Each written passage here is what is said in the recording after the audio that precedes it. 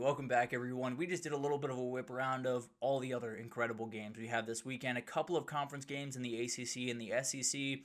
A just dominating performance I would expect up there in Eugene from Oregon over Oklahoma State, and then a couple of really fun out-of-conference games that might not have too much to do with the CFP, but absolutely will maybe usher in a new team for the 2026 or maybe even this season. We'll see what happens. But let's get into some superlatives for this upcoming weekend. There's a lot of really interesting things to watch this weekend. Maybe not that big marquee matchup like we had last week, or we had multiple of them last week.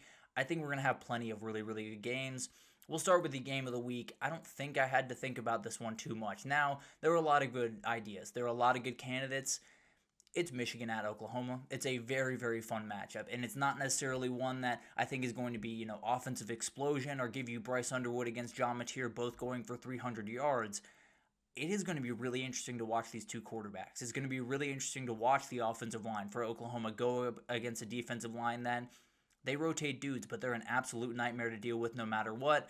Same thing for the Michigan offensive line and the Michigan offense in general. It's two elite defenses, it's two major brands, two very interesting head coaches that I don't think are staring down the barrel by any means, but you lose this game, you fall off a cliff this season, it could get a little bit sketchy. I think Jerome Moore might be a little bit more safe because of what Bryce Underwood is, but absolutely a game that you want to see Bryce Underwood kind of shine, step up to the plate, become maybe one of the best quarterbacks we've seen in quite a while. It won't be this Saturday, but absolutely could slowly become that throughout his career. If John Mateer is able to put on a show, I don't think he will, but even if he's able to win this game playing clean football, he might be the Heisman favorite by Monday. He's an absolutely incredible player and on a team that if they win this game, the CFP is very much on the table. This game has endless possibilities, not just for this season, but for the future. You could have a Bryce Underwood kid that totally takes over the national stage, becomes the quarterback to talk about going forward.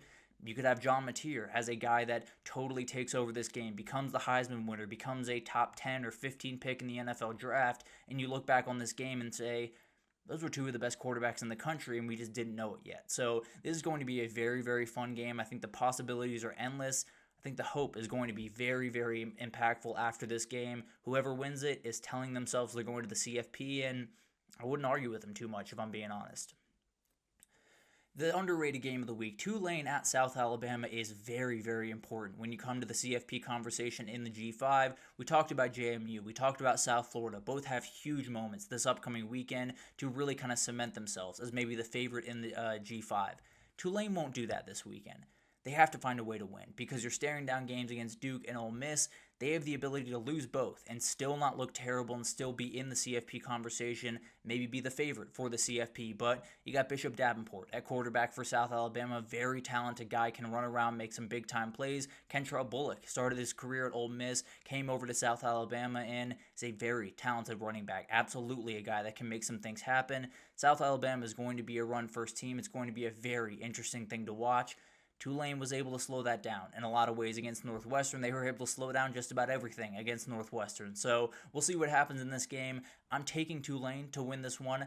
I think it's going to be a little bit fun. I think Tulane could be a little bit ahead of themselves, a little bit looking towards that Darian Mensah matchup next week, getting a little bit of revenge on their former teammate. But at the end of the day, you still got to go on the road to a very tough environment and find a way to win. I think they will.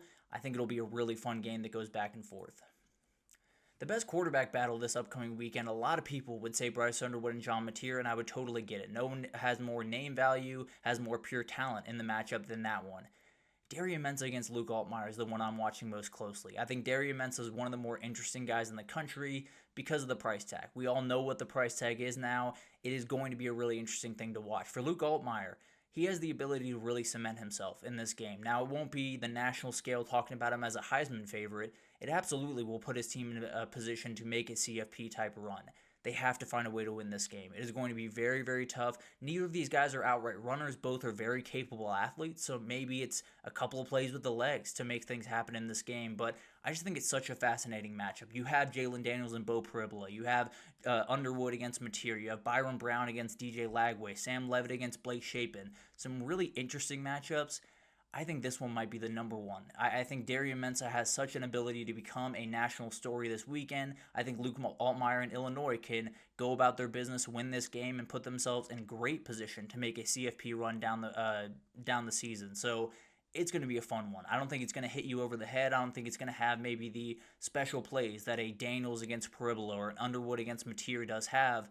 I think it's going to have a lot of really interesting plays, and I think it's going to have a couple of quarterbacks that, if they're able to win this one, they might be the talk of the town and might be the team that leads the new team to the CFP this upcoming season.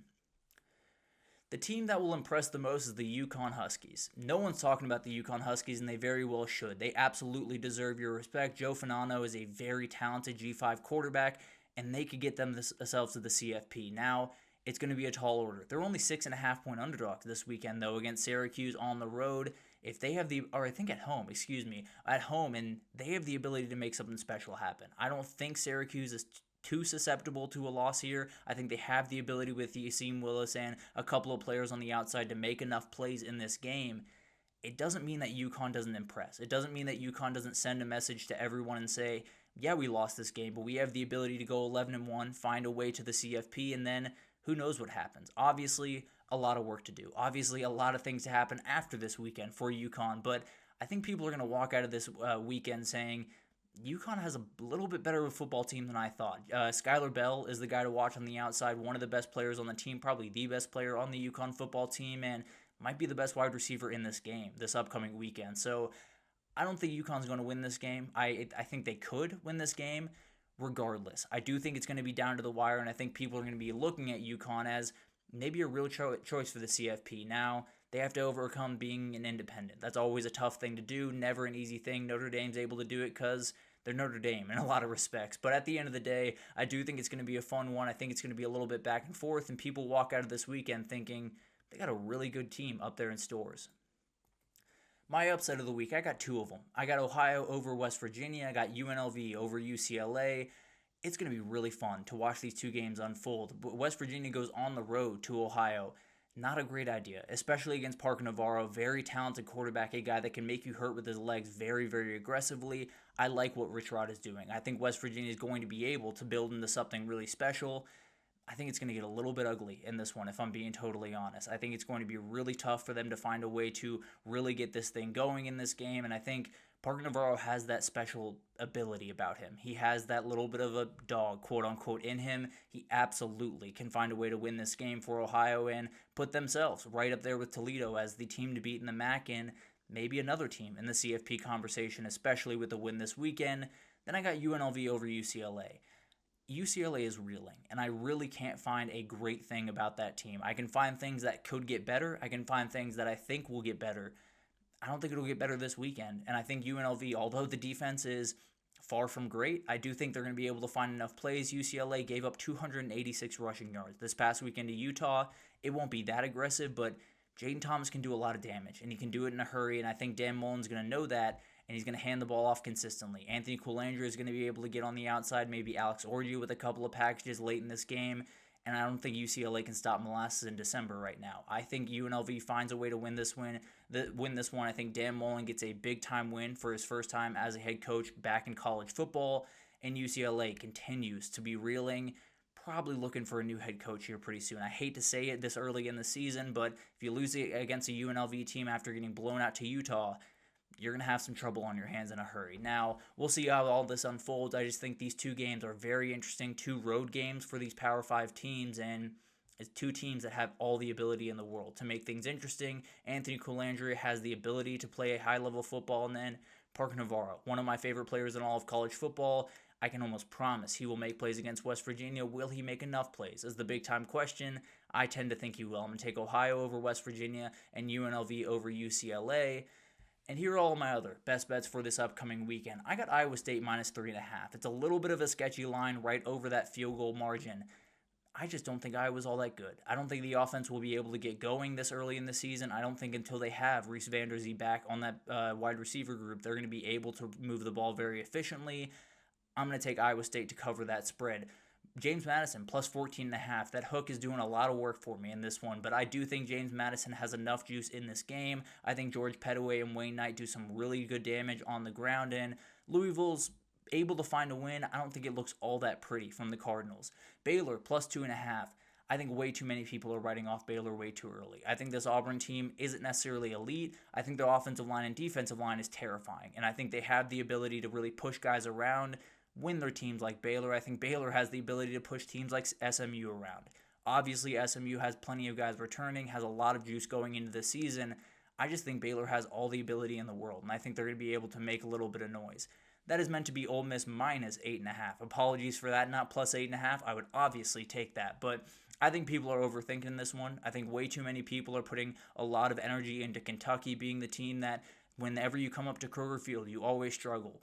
Not necessarily always the case. And I think Lane Kiffin's going out for a little bit of blood in this game, if I'm being totally honest. I think he's going to go after them. I think he's going to be aggressive even late in this game when they have it wrapped up.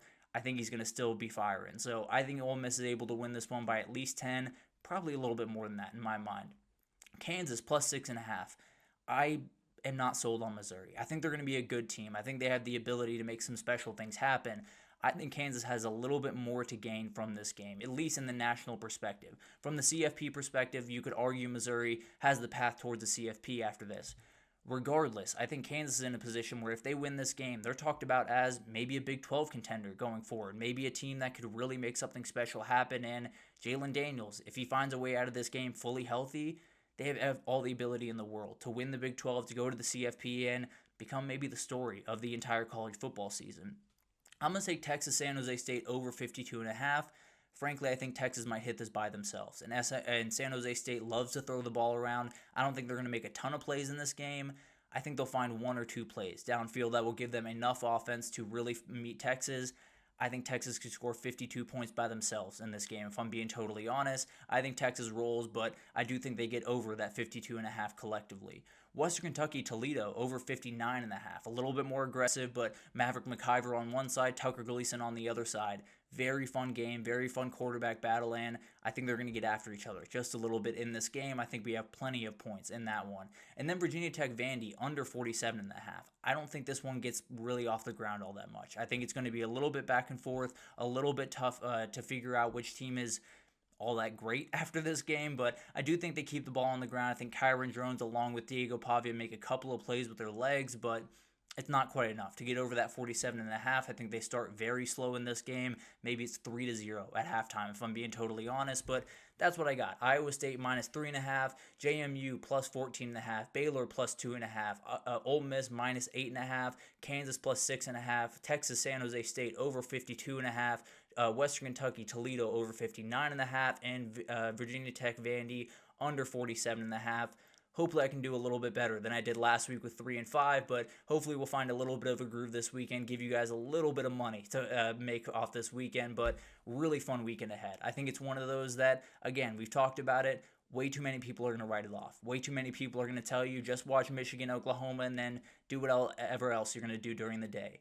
Don't. You're going to miss something. I can almost promise you. Every single time we talk about a weekend like it's not a big one, we find a crazy upset somewhere in that mix. I can almost promise you we're going to find it this weekend, and maybe Duke finds their way into the CFP battle. Maybe Mississippi State gets a massive win over Arizona State and probably doesn't get into the CFP battle, but at least screws it up for Arizona State, and a number of other things that can happen this upcoming weekend.